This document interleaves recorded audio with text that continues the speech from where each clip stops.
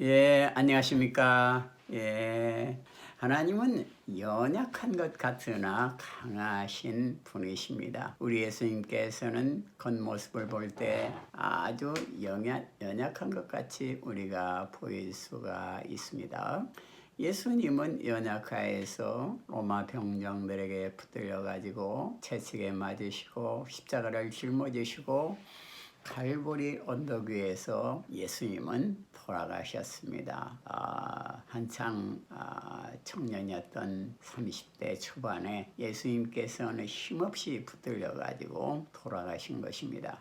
또 예수님의 생애를 우리가 살펴볼 때에도 그는 아주 연약한 모습이 많이 보이는 것을 볼 수가 있습니다. 그는 예루살렘을 보고 눈물을 흘리면서 예루살렘이 회개하고 돌아오기를 원했습니다. 그는 물론 죽은 나사로를 부활시키시고 병든 자를 살리시는 강함이 있었지만은 그러나 그의 삶은 부드럽고 연약하고 힘이 없는 그러한 청년의 모습이 있었습니다. 그러나 예수님께서는 연약한 것 같으나 강하신 분이십니다. 자, 오늘 에스겔서 17장 22절은 그것을 말하고 있습니다. 나 주 여호와가 말하노라. 내가 또 백향목 꼭대기에서 높은 가지를 취하여 심으리라. 내가 그 높은 새 가지 끝에서 연한 가지를 꺾고 높고 빼어난 산에 심되. 여기서 보면은 그 높은 새 가지 끝에서 연한 가지를 꺾고 높고 빼어난 산에 심되. 연한 가지를 꺾어서 심겠다 이렇게 말하고 있습니다. 에스겔 선지자는 예언하고 있습니다.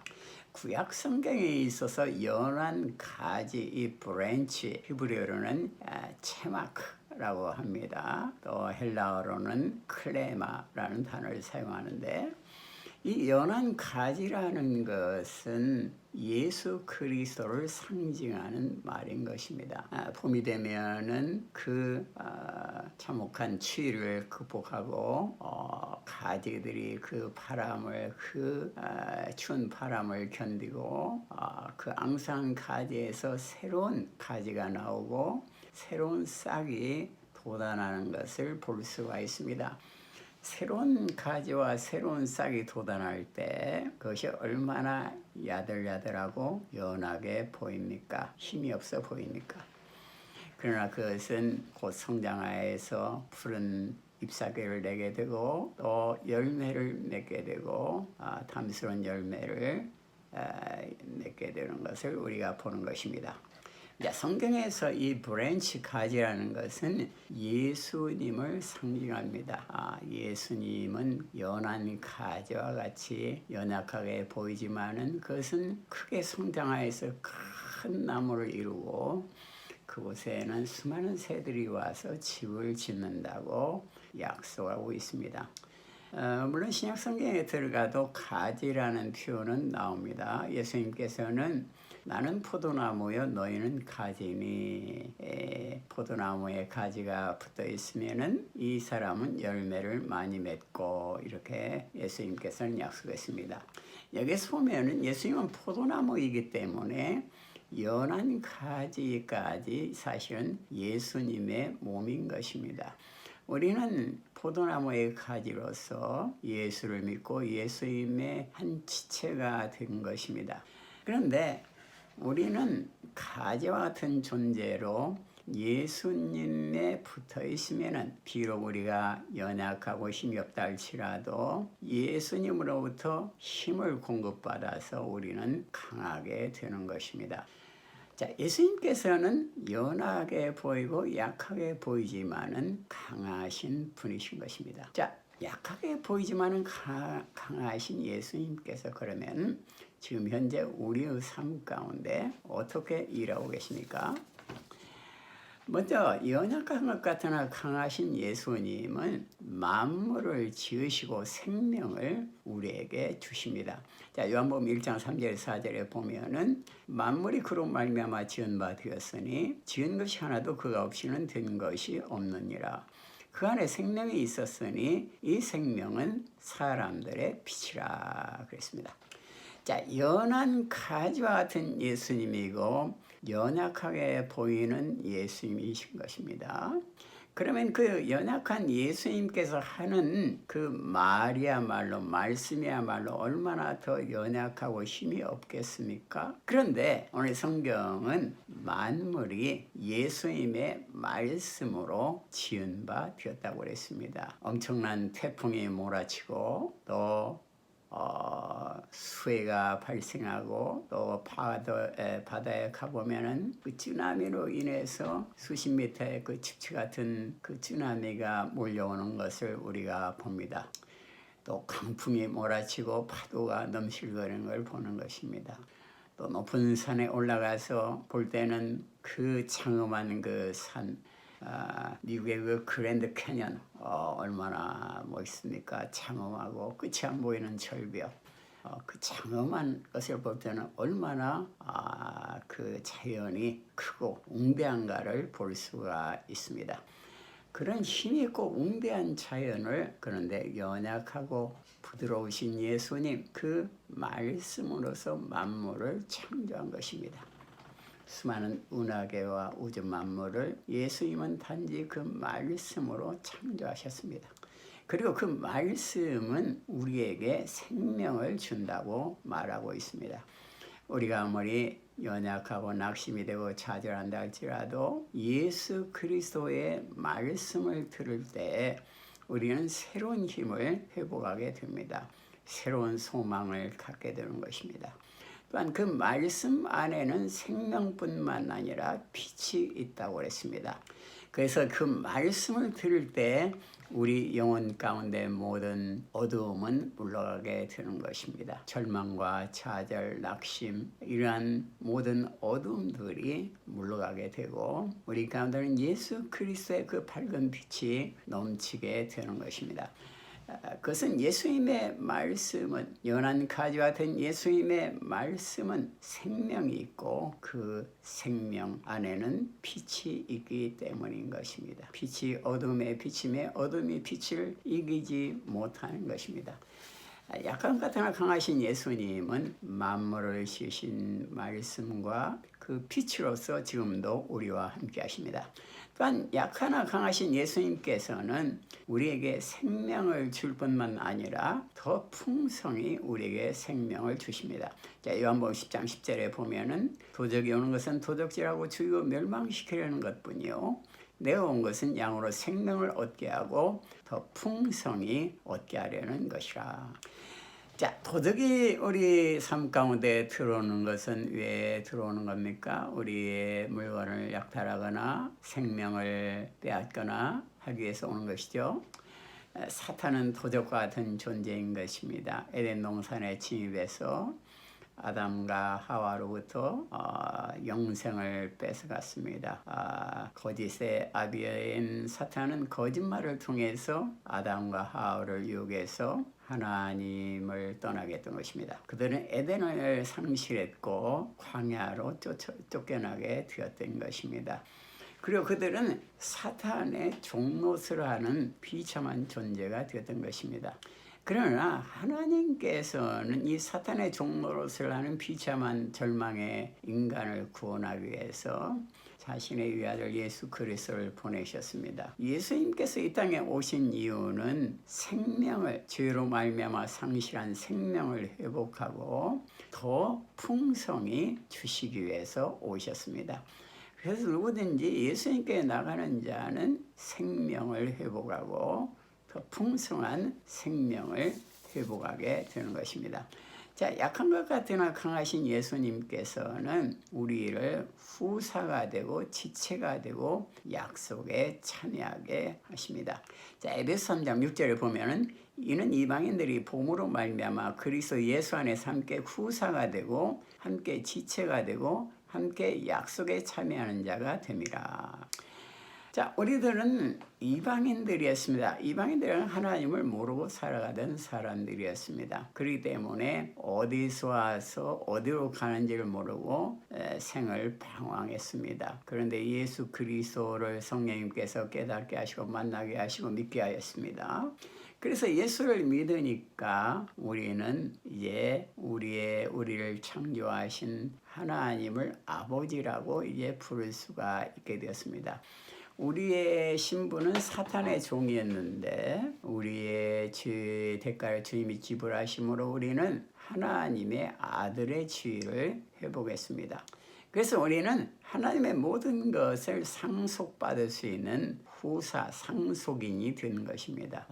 부모가 만약에 재산을 가지고 있다면 그 자녀들은 일을 하지 않고도 그 재산을 상속받을 수가 있죠. 우리 하나님 아버지께서 모든 것을 소유한 분이기 때문에 우리는 하나님의 아들이 되었기 때문에 하나님의 모든 가진 것들, 그 은혜를 다 우리가 소유할 수가 있게 되는 것입니다. 또 하나님의 지체, 가족이 되었습니다. 하나님을 아버지라고 부르게 된 것입니다. 그리고 하나님의 모든 약속들에 참여할 수가 있게 된 겁니다. 하나님의 약속은 성경에 많이 나타나 있습니다. 아브라함에 나타나서 내가 지시하는 땅으로 가라. 그리하면 너를 창대케 하고 내 이름을 창대케 하고 내 후손은 하늘의 별점 땅의 모래알처럼 번성케 하리라 그랬습니다.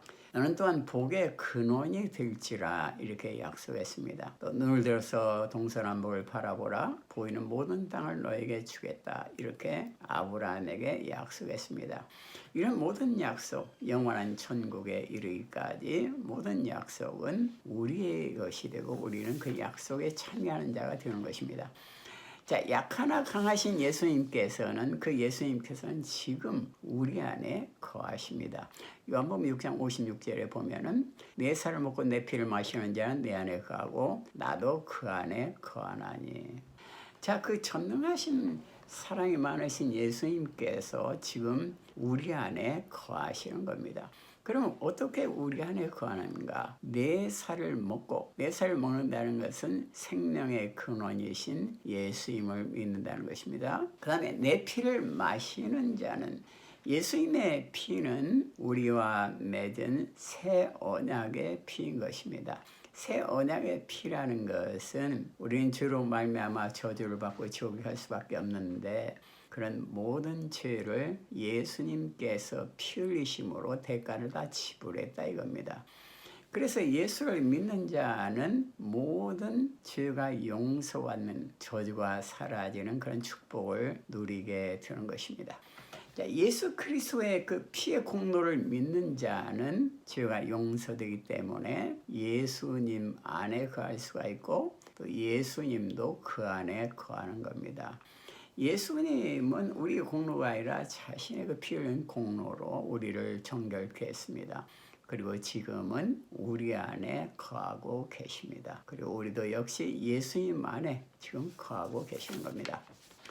약하나 강하신 예수님께서는 그 성령으로 말미암아 우리의 죽을 몸도 살리십니다. 자, 로마서 8장 11절에 보면은 예수를 죽은 자 가운데 살리신 이의 영이 너희 안에 거하시면 그래서 예수를 죽은 자 가운데 살리시니가 너희 안에 거하시는 그의 영으로 말미암아 너희 죽을 몸도 살리시리라. 자, 예수님의 영이 지금 우리 안에 거하고 예수님께서 우리 안에 거한다고 그랬습니다. 그런데 이 예수님의 영이신 성령님께서는 어떠한 능력이 계시느냐니까 성령님께서는 십자가에서 돌아가신 예수님을 사흘 만에 부활시키셨습니다. 십자가에서 오전 9시부터 오후 3시까지 물과 피를 다 쏟으시고 예수님은 돌아가셨습니다. 죽음의 순간에 테텔레스타이 너희의 모든 죄의 대가를 다 지불했다. 이렇게 선언을 했습니다.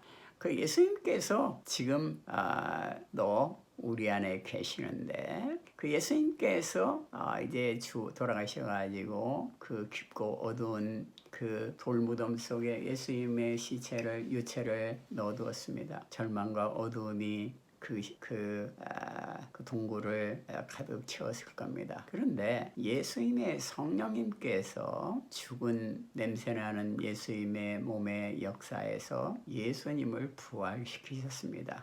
사흘 만에 예수님께서는 부활하시고 제자들에게 나타났습니다.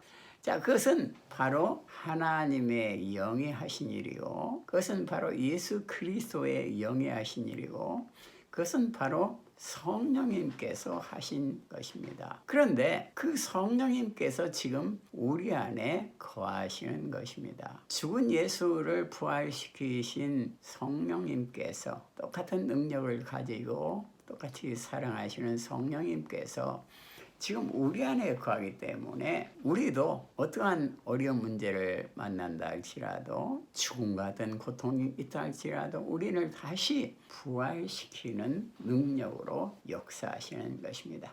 그의 영으로 말미암아 우리의 죽을 몸도 살리시는 것입니다. 그 다음에 약한 것 같으나 강하신 예수님은 그 성령님께서, 예수님의 영이신 성령님께서 죄와 사망에서 우리를 해방시킵니다. 로마서 8장 2절에 보면은 이는 그리스도 예수 안에는 생명의 성령의 법이 죄와 사망의 법에서 너를 해방하였습니다. 자, 사도 바울은 예수를 만난 후에도 끊임없이 정죄의식에 시달렸습니다. 자기 자신을 바라볼 때는 형편없는 죄인이라는 것을 깨달았습니다. 그래서 그 죄의 쇠사슬이 바울의 영혼을 묶을 때 그는 자유를 상실하고 절망과 어두움 가운데서 탄식을 했던 것입니다. 이 비참한 죄인이 어떻게 이 어둠에서 해방될 수가 있을까? 나는 참으로 소망이 없는 인간이구나. 그는 절망에 탄식을 했던 것입니다. 그런데 어느 날 그는 예수 그리스도 안에 있는 성령님께서 자기를 죄와 사망에서 해방시키는 것을 깨달았던 것입니다. 바울은 예수 그리스도 안에 있는 그 성령님 안에서 그는 완전한 승리를 거둘 수가 있는 것을 알았습니다. 예수 그리스도의 그 붉은 피만이 그를 완전히 구원하는 것을 깨달았던 것입니다. 자, 우리는 세상에서 여러 가지 한탄과 갈증의 그러한 문제를 만날 때가 많이 있습니다. 우리가 원하는 것이 이루어지지 않고 우리의 삶이 낙심과 한탄, 어둠으로 또 심각한 그런 우울에 빠져서 헤맬 때도 있는 것입니다. 자기의 부정과 자책감으로 헤맬 때도 있는 것입니다. 그러나 중요한 것은 어떠한 그런 한탄과 갈증과 이러한 영적인 방황이 있다 할지라도 정죄는 없다는 것입니다. 이것이 중요한 것입니다. 예수 그리스도 안에 있는 자는 정죄가 없습니다. 왜냐하면 예수님께서 마지막 순간에 십자가에서 테텔스타이, 너의 죄가를 다 지불했다. 너희는 영원히 완전하게 되었다. 이렇게 선언했기 때문인 것입니다. 정죄는 없는 것입니다. 우리가 아무리 어둠 속에 있다 할지라도 정죄는 없습니다.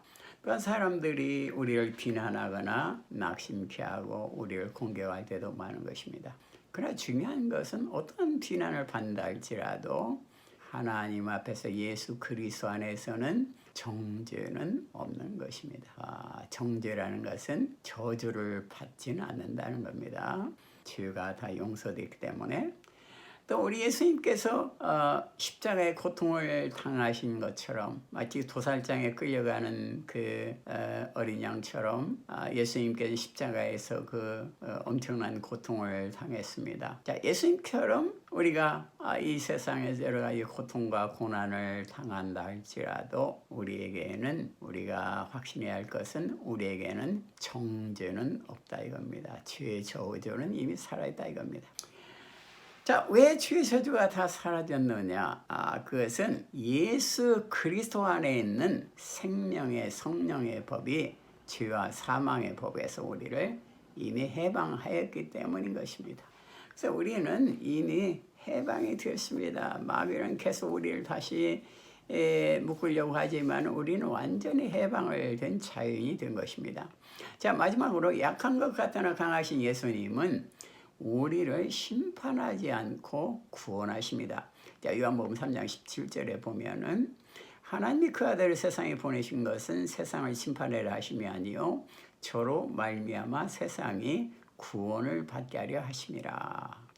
자, 여기 보면은 the world, 그 세상이라는 단어가 3번이나 나옵니다. 하나님이 그 아들을 세상에 보내신 것은 세상을 심판하려 하심이 아니요 세상을 구원을 받게 하려 함이라. 이 세상이 구원을 받게 하려 함이라. 자, 우리가 세상을 생각할 때 얼마나 지금 세계가 불안 가운데 있습니까? 코로나 바이러스, 경제 문제, 자연재해, 생태계 파괴, 온난화, 정치적인 불안, 이러한 세상은 끊임없이 풍랑이 일고 있고 평안을 상실한 곳이 바로 세상입니다. 또 앞으로 어떠한 문제들이 또 예상치 못한 문제들이 등장할지도 모릅니다. 그리고 인류는 이미 모든 지구를 다 파괴하고 멸망하고 죽일 수 있는 핵무기를 이미 인간이 소유하고 있는 것입니다. 버튼 하나만 누르면 인류는 인간의 힘에 의해서도 전멸될 수 있는 그러한 절망의 상황이 사실은 이 세상인 것입니다. 그런데 하나님께서 이 세상을 만들 때에는 하나님이 이 세상을 만드시고 보기에 좋았다고 그랬습니다. 세상은 사실은 보기에 좋은 것입니다. 그런데 사탄이 인간을 유혹해서 죄를 범하게 하므로 인간이 먼저 죄를 짓게 되고 그 결과로 이 자연도 그 죄의 저주가 흐르게 된 것입니다. 광야와 같은 세상에서 우리는 살고 있는 것입니다. 그런데 우리 예수님께서 이 세상을 그러한 죄와 저주와 그러한 풍랑에 일고 어둠이 깃들어있는 이 세상을 저주하기 위해서 심판하기 위해서 오신 것이 아니라 이겁니다. 그 문제가 많은 세상을 심판하려 함이 아니요 구원하기 위해서 예수님은 오셨습니다. 그러면은 예수님은 어떻게 우리를 이 세상을 구원할 수가 있습니까? 그것은 세례 요한이라는 그 신약성경에 나오는 그 선지자가 정확하게 답을 했습니다. 어느 날 예수님께서 어느 마을 길을 걸어가는데 사람들에게 세례 요한은 예수님을 이렇게 한 문장으로 간단하게 표현했습니다. 보라, 세상 죄를 지고 가는 하나님의 어린 양이로다. 예수님께서는 세상의 모든 죄를 짊어지시고 간 어린 양, 속죄의 제물로서 이 세상에 오신 것입니다. 그래서 어떠한 세상의 죄랄지라도 인간의 죄랄지라도 예수 그리스도께 나가면은 그 죄를 대신 지고 가는 예수 그리스도, 어린 양 예수 그리스도는 세상 죄를 지고 가는 하나님의 어린 양인 것입니다. 그래서 우리의 모든 죄를 짊어지시고 가신 것입니다. 그래서 예수 그리스도는 우리의 구원의 여러 가지 길 중에 하나가 아니고 이 모든 문제의 원인인 죄를 짊어지고 간 유일하신 분이십니다. 예수 그리스도 없이 구원은 없는 것입니다. 예수님은 우리를 심판하기 위해서 이 땅에 오신 분이 아니고 우리를 구원하기 위해서 오셨습니다. 우리를 멸망시키려 오신 것이 아니고 우리에게 생명을 주고 더 풍성하게 주시기 위해서 오셨습니다. 약한 것 같으나 강하신 예수님께서는 지금 현재에도 우리의 구원을 위해서 일하고 계십니다. 기도하겠습니다. 하나님 감사합니다. 약한 것 같으나 강하신 예수님, 주님이 지금도 성령으로 우리 함께 하심을 믿습니다. 세상 죄를 지고 가신 하나님의 어린 양 예수 그리스도를 믿음으로 우리가 항상 어떠한 처지에서도 승리할 수 있도록 인도하여 주시옵소서. 성령을 기름 부어 주시옵소서. 주여 감사를 드립니다. 예수님 이름으로 기도드립니다. 아멘. 예, 할렐루야.